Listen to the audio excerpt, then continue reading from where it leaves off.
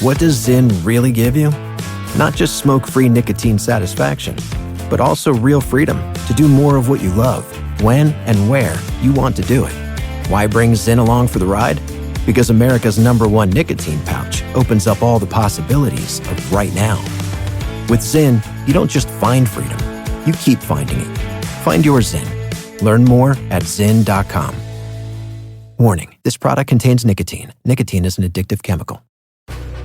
Comcast Business helps turn the PGA Tour into a game-changing golf experience. It's how courses become automated turf tending.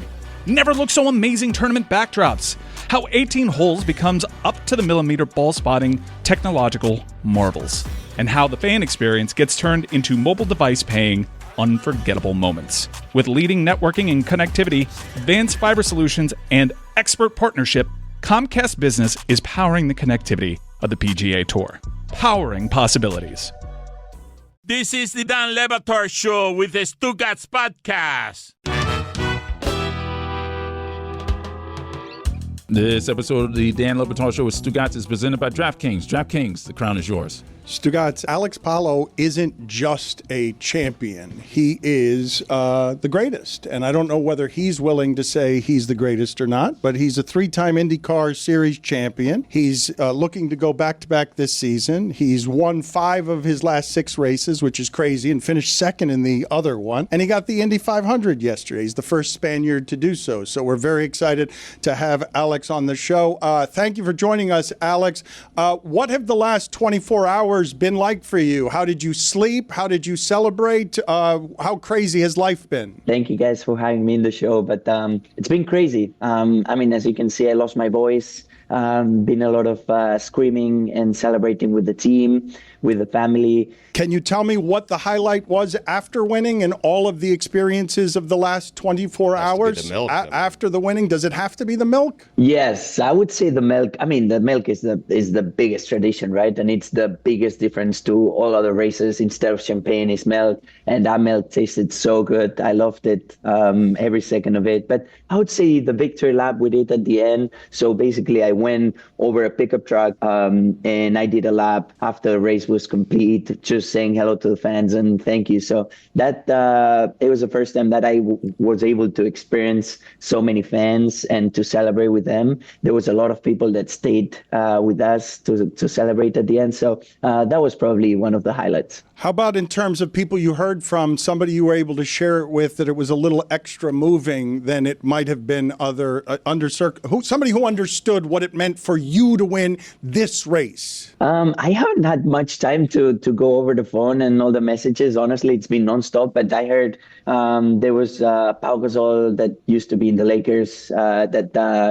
He's been following me lately. I think because he knows that obviously I'm from Spain and I'm racing here in US, so similar to him. Then I received a letter from the Kings of Spain, which that's pretty cool. It's not every day that you receive a letter from them. Cool. So I cannot wait to go and scroll all over the messages that I got. So you literally went Pau before the King. You did go Pau Gasol, bit of a stunner to go Pau over the King. He's a legend, Dan. But also stunning that you just simply haven't had time to listen or look at your messages. Have you slept at all? I slept, I would say like 4 hours after the race, and then another 4 or 5 hours last night.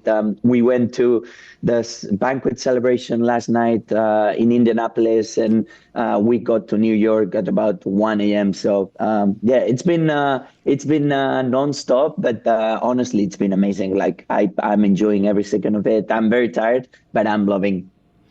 Dan introduced you as the greatest IndyCar driver of all time. Are you? No, absolutely not. Wow. Is that what he did? It's no one's had this kind of start since AJ Foyt. It was 50 years ago. He's having an incredible season. People don't really know that this race takes like 3 weeks to qualify and practice for. There were over 7 million people watching, over 350,000 people in attendance. I'm sure part of the celebration is, well, I've done it. but also, where do you go from here? You're in the middle of one of the greatest seasons ever. It's kind of hard to kind of reacclimate to the grind of the regular season in an IndyCar. Yeah, honestly, it's been an amazing start of the season for us at Chip Ganassi Racing and the 10 car. Like, we've won 5 of the first 6 races. I've never experienced anything like that, but the team has done an amazing job on giving us a really fast car every single weekend. Where do we go from here? Detroit. I mean, this weekend we have a great opportunity to try and win at Detroit, try and do our best there. It's going to be tough. Like, I cannot have the best preparation that we normally have being on the media tour, but it'll be fun. And then trying to win the championship this year would be super cool to win the Indy 500 and the championship the same year. Can you take us back to what your thinking was about this as a life and career when you were opening a coffee shop with your wife before all of this winning started, and you thought that maybe that would be the career for you if racing didn't work out? Yeah, that was back in 2018. I didn't know if I was gonna have a real chance. I was not a professional back then. Like, I was racing all over the world, but it was tough to get like a real contract for like years. So I didn't think, or I didn't know if I was gonna have a career. So we were like, you know what, let's do something together with my wife. So we opened a coffee shop. We ran it for 2 years, and then we moved to America as soon as I moved to IndyCar. So we sold it. It was fun. We learned a lot, and I'm glad that my racing career went better than my coffee shop career. Well, you were terrible. You were terrible at it, right? You were doing all of the work. You were cleaning tables, but you were a terrible coffee shop owner, were you not? I was not doing everything, but I did clean a lot of tables, and I did make a lot of coffees. I thought I was decent. I was working my ass off every single day there because it was our business, but it was fun. It was a huge All right, forgive experience. me, a correction. Were you a successful coffee shop owner? Was the coffee shop something that would have been a good career if racing hadn't worked out? Oh, yeah, absolutely. It was great. Like, honestly, it was on this little town in Spain called Girona. It's like an hour away from Barcelona, a lovely town.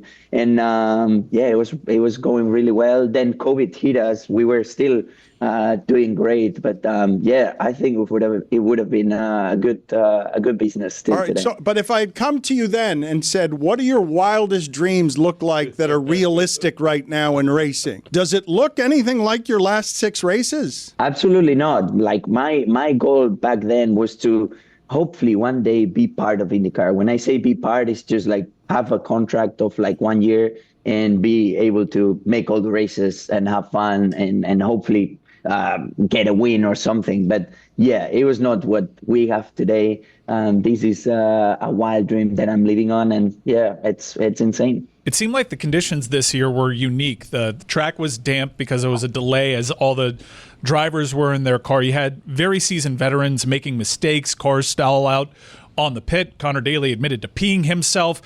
Kyle Larson has a spin out and takes out Stingray Robb. It was a very confusing race for people that are just jumping into IndyCar mid-season. What was so difficult about the cars and the track this year? Well, it was the first time we had the hybrids at the Speedway. That it just added a little bit of weight, a little bit stress to the tires. Then the conditions were not amazing. Like, it was super cold. I think it was the coldest Indy 500 we had in the past 10 or 15 years. So it was tough to get the tires into temperature. It was easy to make mistakes. And at the same time, it's the field is so close that you need to go super aggressive nowadays since lap 1, just to try and move yourself up front and have a chance at the end to fight for the win. So yeah, it was tough to get into a rhythm with so many yellows at the beginning, but yeah, I'm glad everything worked out for us. Have you ever peed yourself? No, never. Until today, never. Connor did. I know some drivers did. But yeah, I was close, actually. I was close. We had the rain delay at the beginning of the race. We were sitting in the car for like 35 minutes. There was nothing going on. Just think that we try and hydrate as much as possible before the race, because it's going to be a long 2.5, 3 hours, and you know you're going to sweat a lot. So being sitting in the car for like 35 minutes without doing anything, your mind started being like, okay, Alex, you need to pee, you need to pee, you need to pee. So yeah, I think that's what happened to Connor. That's what he said, but I'm glad they didn't have to make it. Can you explain to the person who might not understand the physical, emotional, and mental drain of how you feel after a race when you have gone in that particular heat, losing, I don't know, how much weight do you lose during one of these races, and how exhausting is it to be that kind of focused for that long? I would say we lose about 4 or 5 pounds of just pure sweat. Just think that it's a 500-mile race. Like, although we're going really fast, it's still 500 miles that you're sitting and strapped in that racing car. That it's not. The suspension is made for performance, not for being comfortable. We don't have power steering. We don't have power brakes. So it's quite physical. And then just the mental stress of like not being able to relax for 2.5 hours. You need to constantly know what you're doing, look for any accidents around you, and try and avoid any scenarios. So yeah, it's fun. It's fun what we do, but for sure it's exhausting. How often will you have drifting thoughts where you're like just thinking, you know, I really enjoyed that ham sandwich in Portugal that time I was there? Or like, how often do you have thoughts that aren't about racing while racing? And during a race, it happens sometimes. Sometimes it happens that you're like, oh wow, that coffee, man, or I need a coffee, or you start thinking about stuff. But it's important to refocus super quick. I think that's the key. It's normal to have like thoughts that are from the outside that are not related to racing. We don't have it. At least I don't have it very often, but sometimes happens during the race. Any chance of you going to F1? No, I tried. I tried 3 years ago. I did some testing with it, but didn't really have a full-time ride there. So it was better to focus on IndyCar, trying to get as many wins and championships as possible. So yeah, man. Now I think I'm in a perfect scenario with the team, with the 10 car DHL with us. Like, we have an amazing group of people, and there's not many places that I would rather go than where I am, and actually it would be really, really tough to live. Also, it seems like it's a really difficult thing to do, racing multiple circuits. I know you came from F1. Kyle Larson had the famous double attempt this past Sunday. Only one time has it ever been successful. I don't know if you're at the point where you feel like you have enough accomplishments that you can even entertain, maybe possibly pulling a double. NASCAR seems to be about it and afford someone doing it the other way, coming from IndyCar, going into a NASCAR. But Kyle Larson seems very dejected, had a very frustrating day out on that track, and it sounds like he doesn't necessarily want to give it another go. What kind of advice would you give him? Because it did bring a lot of good attention to the sport. Oh, it was great. It was huge for us, honestly. Like, Kyle is an amazing driver. Not only he's good, but also like how he carries the sport and how he talks about it. It's amazing. He's an amazing driver. I think it's just very. It's a very long 2 weeks for IndyCar. Like, we are there, the pressure is on. You're there like every single day at the track. It's long days, and then combining that with something else, it has to be very demanding physically and emotionally, mentally, everything. So I think it has to be very, very tough. I would say that nowadays it's easier for a NASCAR driver to come to IndyCar because we have so much testing. While if there's an IndyCar driver that wants to go to NASCAR for the double, you don't really have much testing. So you don't really have the opportunity to learn about the car, the team, and just to get comfortable with it. Although I would love to do it. If I had the opportunity, the good opportunity one day, why not? I love racing cars. I think I would get in trouble there. Like, these guys know how to race on ovals very well, and their style of racing, it's a little more aggressive than what we have in IndyCar, but still would be fun to one day try it. The NTT IndyCar Series continues this Sunday, June 1st, on the streets of downtown Detroit, 12:30 p.m. Eastern on Fox, the Fox Sports app, and IndyCar Radio Network. Alex, you went to the Nick Pacers game after winning the Indy 500. I'm wondering, courtside seats? Yes. Yes? Did you leave when the Pacers were up 20? No, so I actually entered the court when I think they were about tied. Then they were up 20. The energy was super high, and I stayed until the end. And yes, the energy at the end wasn't great. How have you sat courtside before, or this is fresh off the championship, and this is you were expecting courtside? Like, would you have not gone in if they had put you 17 rows up? I would still have gone. Honestly, I just wanted to celebrate a little with more people to get the vibe. I mean, the energy at the city right now, it's amazing. But it was my second time being courtside. It's amazing. Like you need to be also like all the time in alert, because like these guys that are like, I don't know how tall, and they just come aggressive at you. So it was a fun time. It was a fun night, and I was glad to be able to experience it once again. Tony wants to play a game with you. Your English is exceptional, but it is not your first language, and so Tony wishes to play a game with you in your first language. Let's play it.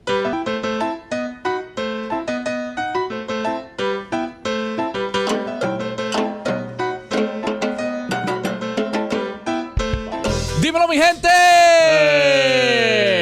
Alex, felicidades, tío. ¿Cómo está la cosa? Muy bien, muy bien. Ok, so vamos a jugar un juego que se llama Refrán del Dia. So I'm gonna give you a phrase in Spanish, and you're gonna tell our audience what it means in English. Okay, are you ready? Okay, I'll try my best. These are usually dirty, though. I'm scared. They're dirty. They're dirty. They're usually dirty. I don't know whether he's gonna like this game or not. He's also got proper Spanish. He uses vosotros. All right, let's spin the wheel and see where it lands. Roy has no idea where the wheel is. He doesn't know how Great fake wheel. Yeah, thank you. All right, I know where it landed. Excellent. How do you like that? Alex, can you please let the people know what me cago en la leche means? Oh, my God. Me cago en la leche. Jesus. That would be like, I mean, do I need to translate it or the meaning of the phrase? Because if I translate it, I'm gonna shit on that milk, but it has a different meaning. That is right. Well, hold on a second, just so that you know, the Indy 500 winner has said that he's going to shit on that milk. That is what he has said, but and so we've gotten him in a huge amount of explaining trouble. What this means. No, that's what he said. I'm we not all liking heard this game. I'm not liking this game. Shit on this milk. Yes, but you can also say what it means to say I'm going to shit on that milk, which makes no sense.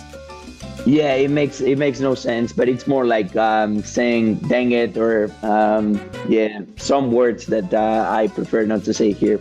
Okay, well, it's too late. You already said them. We tricked you because you're tired after your delirium.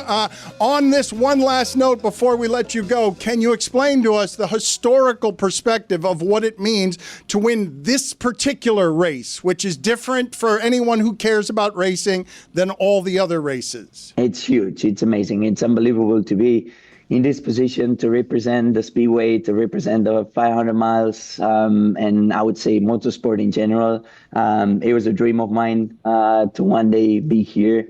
But honestly, like it's not only an important race for the motorsport community. It's also important for everybody that it's not normally following motorsport. They learn about it, they hear about it, and we had like 8.4 million people watching the end of the race on Sunday on Fox. So it's huge. It's worldwide, and it's amazing to be part of it. Final question here. We play a game around here called Indy 500 for your life. Okay, I'm going to give you two drivers. You have to pick one of them. If that guy were to lose, you would die. Okay? You understand the game? Okay. Wow, very difficult. A lot of pressure. I'm not liking your games, guys. I know. What's going I don't on? blame you. Okay, but Indy 500 for your life, you have two options, okay? Al Unser or AJ Foyt.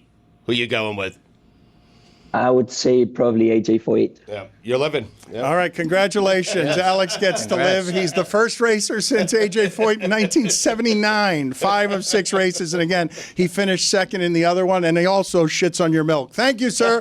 Gracias. Congratulations. Thank you, guys. That was fun. He's deeply embarrassed. He did say it. We've got it for all time now. In a bad spot. Milk is kind of like a big deal when it comes to the Indy 500. We did. Well, that's why I did the thing. Yes, that's why I did the thing. And he said, like, do you want me to literally translate or give you the meaning? And you're like, no, literal. And like he was like trying to like gotcha journalism. That's exactly what we did there.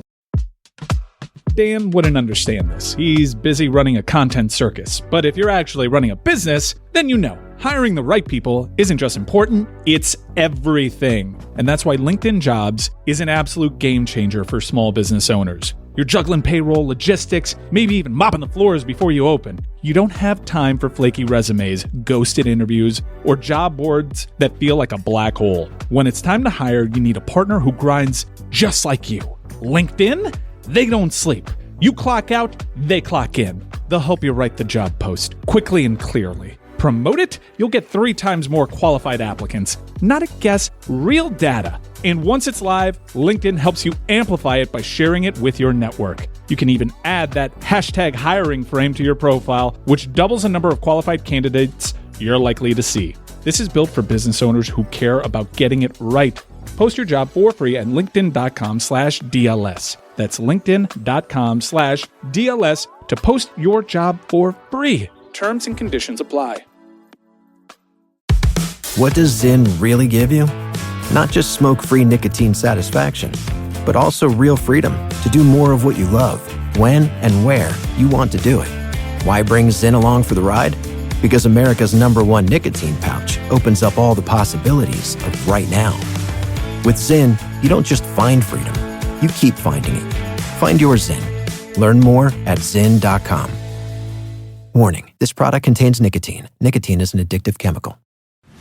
Hey everybody, it's Mike Ryan, and the boys of summer are already humming. They fixed the sport of baseball, everybody, so go out to a ball game. Sometimes tickets are harder to find, sometimes you want a better deal than what's out there. Well, Game Time is the place to check for Major League Baseball tickets. And now Game Time makes getting tickets even faster and easier. Prices on the Game Time app actually go down the closer it gets to first pitch. With killer last-minute deals, all-in prices, views from your seat, and their lowest price guarantee, Game Time takes the guesswork out of buying MLB tickets.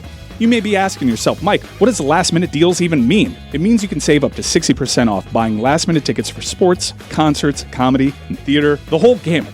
Plus, you get all-in pricing. Toggling this feature shows you the total upfront with no surprise fees at checkout. I know how much people hate that. I've been there. Hated it. Don't have to deal with it at Game Time. That's what makes it my favorite app in the marketplace. Take the guesswork out of buying tickets with Game Time. Download the Game Time app, create an account, and use code Dan for $20 off your first purchase. Terms apply. Again, create an account and redeem code DAN for $20 off. Download the Game Time app today. Last minute tickets, lowest price, guaranteed.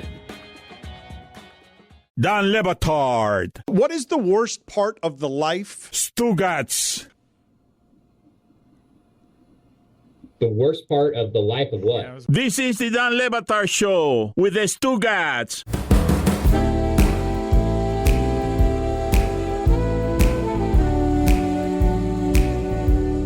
My sense is he misses that coffee shop. I mean, seriously. Did you guys sense that? I wanted to ask him if he wanted to get back in. I'd go 50-50. Little espresso lane. I mean, how about that? I like it. You're I in. like that. You're in, huh? Yes. Greg Cody had an opinion here today that I had not heard from him before, and I don't know what instigated it.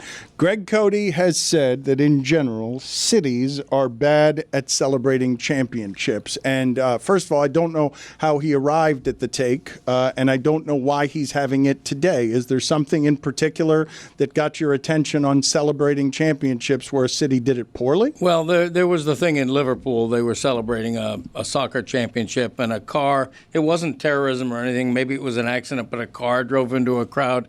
Wherever cities are celebrating, major cities, you hear about, people are falling from lampposts and fireworks are going off, and there's all kind of mayhem. Why can't we just celebrate to celebrate without feeling like we have to, like, mob mentality where everybody's all of a sudden doing things they shouldn't do? And I think cities need to really take a step back and rethink the whole idea of how we celebrate what should be nothing but a joyous occasion. To the side? Stand to the side. I think you're saying organize it more, right? I mean, something. It's gotten out of hand. And it used to be like Detroit always had that reputation. Now I feel like it's every city. There are incidents going on, like the Kansas City Chiefs. There was a big crime during their celebration. Mass shooting. Yeah, I mean, it's become depressing almost, because when a team wins a big championship and there's a big celebration, a parade, what have you, you almost expect something terrible to happen. Well, let me explore this part with you guys, because obviously if you mix emotion, joy, or any emotion with liquor, you're going to have a certain sense of danger involved and risk involved. But if on top of that, I say to you the following: sports create an emotion unlike anything else in your life if you're a sports fan. If I say greatest day of your life, when did you exhibit the most emotion? I don't know if you jumped up and down and screamed when your children were born or whatever you view as the happiest days of your life, but you'll do that in a game 3 of a series, screaming at the television with an emotion outsized compared to all of your other emotion. An emotion you share with strangers in a way you don't even at concerts when you go to concerts. There's nothing like sports in terms of triggering both crazy emotions, high end and low end. And then, of course, when I throw a bunch of people together and those crazy emotions and permission to be joyous and out of control, all of those things can be a powder keg that there are no boundaries for, right? That security isn't going to prevent people from getting trampled in crowded places. I don't know, outside of Pamplona, a lot like it in terms of I'm going to put these ingredients together where there's danger and a party, and I'm going to throw emotion into the mix, and then I'm not going to get any collateral damage. It should be noted, though, this happened over in the UK. Outside of the Kansas City ones, most championship parades here in the United States go without incident, and it's a massive logistical hurdle that many teams and communities clear.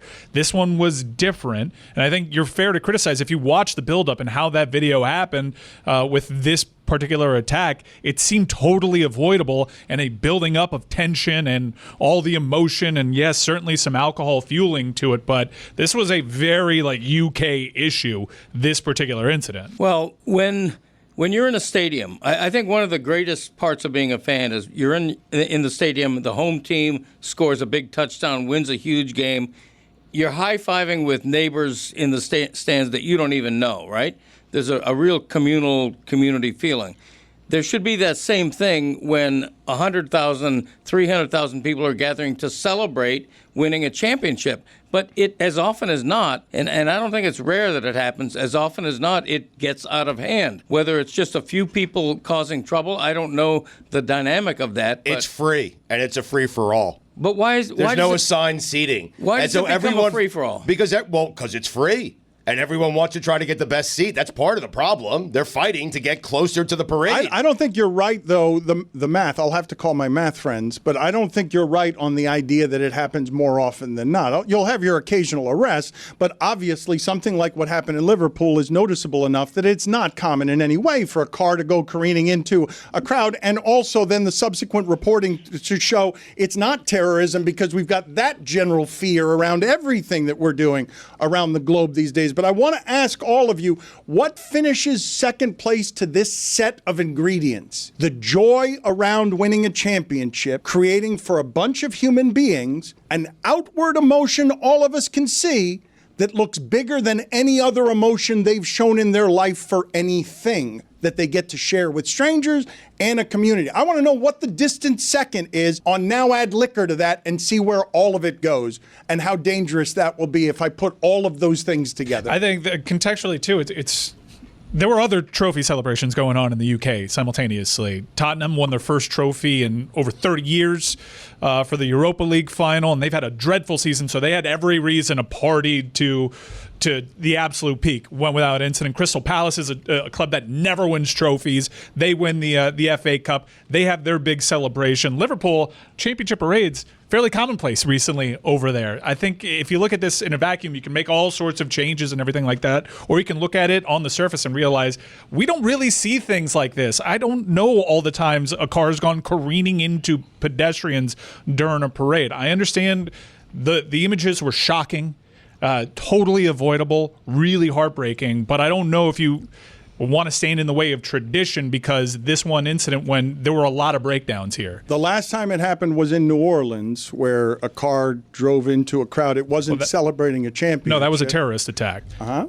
It was, but I don't agree with Greg on his premise that this happens more often than not. I think more often than not, these things go off without major incident. And I still want an answer to my question, what else in the world exists that is this particular cauldron where it is inviting some of it? If you've got people out of control with emotion, even if it's happiness, like it can happen too with unhappiness, but even if it's happiness, I really don't have a life example for you on things like this that are shared with strangers where you're going to be outside yourself with what is normal emotion, and now you're going to mix it with a bunch of people where you're just out of control with delirium. I don't think there's anything else, because how many things in the world are this many people getting together at the same time? Music okay, so there's concerts or music Yeah. but then that's it, right? Anything else? Yes. And there have been bad situations at music festivals. The tragedy with the Astro World, the Woodstock '99. Things can go out of hand. I was recently at a music festival in Daytona, and there were 250,000 people that went through the turnstiles for the 3-day weekend during a heat wave.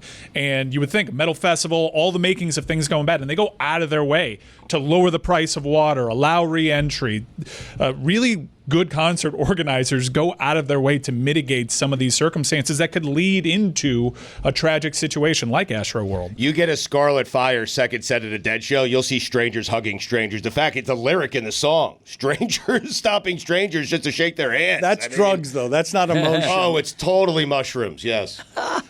I wanted to ask you guys something here because I told you I've been talking recently on Apple Plus TV that Seth Rogen, I underestimated him. I think of him with a certain kind of comedy that feels like Pineapple Express or 40-Year-Old Virgin or anything in that realm, which is funny but not necessarily smart and captivating or artistic. And The Studio on Apple TV is an extraordinarily funny and well-made artistic endeavor. It's a beautiful thing.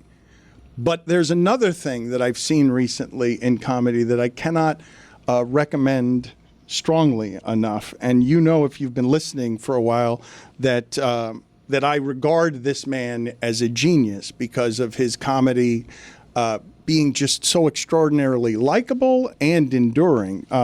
But Conan O'Brien Must Go is the funniest travel show ever made. And it follows Conan Without Borders, which was also exceptional, but it is such ambitious comedy and television that he's making while ripping everyone off so that he can just travel the world and see the entirety of the world. And travel shows are the easiest thing in the world to make, but they're not easy to make funny. They're not easy to make this kind of where they have range and creativity. And there are only 3 episodes so far, but what he tried to achieve with Conan Without Borders, which was great, he has now surpassed because he has gotten better at the making of a travel show. And it is just wildly entertaining to see him make fun of himself in a way that's likable and give himself over physically to something that is just wildly funny. It's also odd for a 62-year-old to keep their funny. He's been in comedy for close to 30 years. He's had a shtick. Usually the act runs dry. That well runs dry, especially someone who relies so much on the physical aspects of comedy. He's diving around at a soccer game, busting himself open at north of 60. So it's really the ambition to do this in your 60s. The ability to remain relevant, to remain funny, doing the same jokes that you've been done in terms of physical comedy well into your 60s is not a grace that we afford comedians all that much. But he makes it work with writing and delivery. Not only that, though, Stugotz, because he's got a lot of help from famous people and funny people, but it is rare. I am grateful for our partnership in 1,000 different ways, and I am grateful for you as the helper on the things that we do for 20 years. But what he does with Jordan Schlansky, his sidekick on being just the obnoxious, smarter than every one person, but always as the straight man, and neither one of them breaking characters, allowing Conan not to be the butt of the joke, but allowing Conan to make someone else the butt of the joke in a way that's really likable, because the guy that he's doing this with is a friend who's purposely trying to be unlikable and effortlessly doing so because he is unlikable with how much he knows. It is a comedy team, I'm not kidding you, for all time. If you listen to Conan Needs a Friend and what he's doing on Sirius XM, what they're doing in partnership, I'd argue is, and this is a compliment, okay? Because this man has had 30 years on television making things different than everyone else. I'd argue that what he's doing now is the best of what he's doing, because he's most comfortable and most likable in a format that doesn't have the rigidities and the cold of television and television lights. So he's connecting with his fans. And this particular project, Mike, I don't know what you've been most impressed by watching, but the way that he ends up, for example, doing things that test the limits of, I'm just going to appear randomly in a famous soap opera in that country where they don't even speak English. Or make a Norwegian rap song. His improvisational skills, too, are just top level. Elite, because a lot of what goes on in the show, and I don't see the script, I don't know what exactly they're planning, but the way that it feels is, all right, we're just going to have you talk to this person that hosts like a Viking cosplay thing and just go be funny. That is a very difficult goal to achieve. Hey, funny man, just in your 60s, go be funny and make us laugh and improv, and you don't know what this person is going to say. You react and you make the people laugh, and he delivers. Yes, there's great production. There are bit players around him that make it work, but ultimately at the heart of it, it lives and dies with Conan O'Brien's performance to be as funny as he's ever been at 62 years old. And to also be endearing to the audience, not push people away.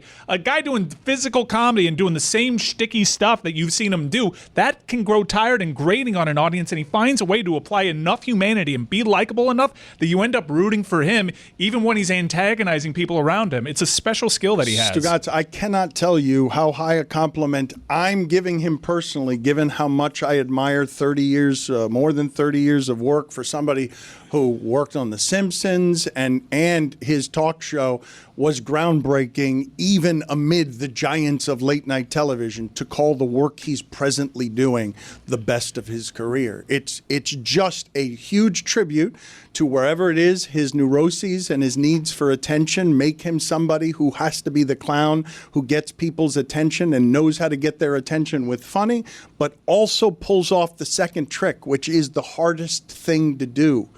The likability is indisputable. Anybody watching that is going to come away. You might not even think he's funny, but you're like, man, that guy is great around people. It's just so nice to see him create. He's comfortable around people. Well, such a contagious sort of happiness that he's spreading by embracing, I'm a 6'6" red clown with crudely painted eyes like you'd find on a doll. And making fun of himself physically and having very little ego. And then on top of that, having a conversation on his podcast network with John Mayer, for example, where you're like, oh my God, I knew John Mayer was smart and interesting. I had no idea that he had that range as both smart and funny that Conan O'Brien just brought out of him, because Conan O'Brien needs a friend. Like, I really can't speak highly enough about what Conan O'Brien is doing with this portion of his career. Comedians don't have runs like this. They don't. Look how sick people got of Jay Leno. Look how sick. And stand-up comedians, I mean, the Dice Man exists in a moment in time. The guy who had it was George Carlin. It's to be a timeless act, but also shticky, and to have people still waiting for you to do the shticky stuff while you're also challenging yourself on the improv. He's an alien. For him to be this funny for this long, to be that quick improvisationally, to have built out bits, because what he does with Schlansky is like a really built out bit over time and still deliver time in and time out. I'm just in awe of the guy. I remember 15 or 20 years ago, the comedian Albert Brooks had a pretty, what I thought was a pretty inventive documentary or film. I don't know how they characterize it. I don't think it's that old. I think it's more recent than that. It's not 15 years old. Looking for comedy in the Muslim world is what I'm talking about. Okay, it's a different one that you're. Yeah. I'm thinking of the one he just made more recently. No, but that was the same type of thing where he's going to a foreign country and trying to find the comedy. But you're right about Conan O'Brien. I have such respect for him. I have yet to see this new series, but certainly will based on. You haven't seen either of them? You haven't seen Conan Without Borders? The Norway thing is as good a standalone piece of television or when the goal is we're going to try to make you laugh with a travel show, I don't see how you can do it better than he did that.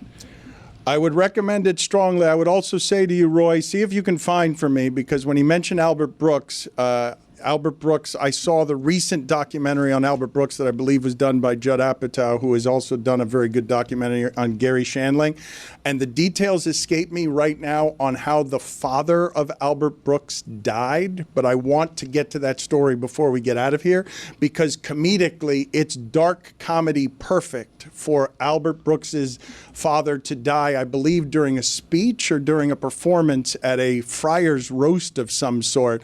And the details are crazy on dark comedy on how it is that his father died, and memorable. Yeah, Harry Einstein died after performing a stand-up routine at Lucille Ball's induction into the Friars Club. This was back in 1958. He did the routine, he killed, and then he sat down, and then he died. Okay, but there was also a song that played right afterward that was basically a song about death. And what you heard Roy right, Albert Brooks's real name is Albert Einstein. His original last name is indeed Einstein, and his brother is Super Dave, our friend Bob Einstein. Yeah, rest in peace. I think Mulaney in that Kennedy Honors, which was also a very interesting point in time for that particular honor to happen, said being a Conan supporter is like rooting for a recreational center and underserved part of the community that is constantly under threat of being shut down. Like, you feel like you have to do a GoFundMe every 10 years for Conan's career to be able to make your audience jump through so many hoops to have your back and to still lift them up with laughter after all these years. Name another example of someone that's done that. The song was called There's No Tomorrow. Dan wouldn't understand this. He's busy running a content circus. But if you're actually running a business, then you know. Hiring the right people isn't just important, it's everything. And that's why LinkedIn Jobs is an absolute game changer for small business owners. You're juggling payroll, logistics, maybe even mopping the floors before you open. You don't have time for flaky resumes, ghosted interviews, or job boards that feel like a black hole. When it's time to hire, you need a partner who grinds just like you. LinkedIn? They don't sleep. You clock out, they clock in. They'll help you write the job post quickly and clearly. Promote it, you'll get 3 times more qualified applicants. Not a guess, real data. And once it's live, LinkedIn helps you amplify it by sharing it with your network. You can even add that hashtag hiring frame to your profile, which doubles the number of qualified candidates you're likely to see. This is built for business owners who care about getting it right. Post your job for free at linkedin.com/DLS. That's linkedin.com/DLS to post your job for free. Terms and conditions apply. Hey listeners, listen up, because I know that approaching the summer, you're probably as busy as I am, but also as desperate as I am to find some healthy meals that you can fit into those busy windows. Well, it's time to make this the best summer yet with nutritious 2-minute meals from Factor. Eating well has never been this easy.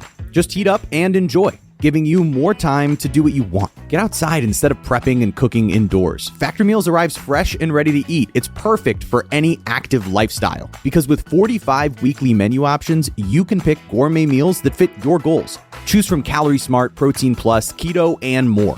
In my most recent meals, I had the honey mustard chicken, I had that garlic herb salmon, and every side, every part of this meal was delicious. Honestly, at the end of it, I was just left wanting more, because Factor's meals are that fresh, that delicious, and that nutritious. So get started at factormeals.com/Dan50off and use code Dan50off to get 50% off plus free shipping on your first box. That's code Dan50off at factormeals.com/Dan50off for 50% off plus free shipping.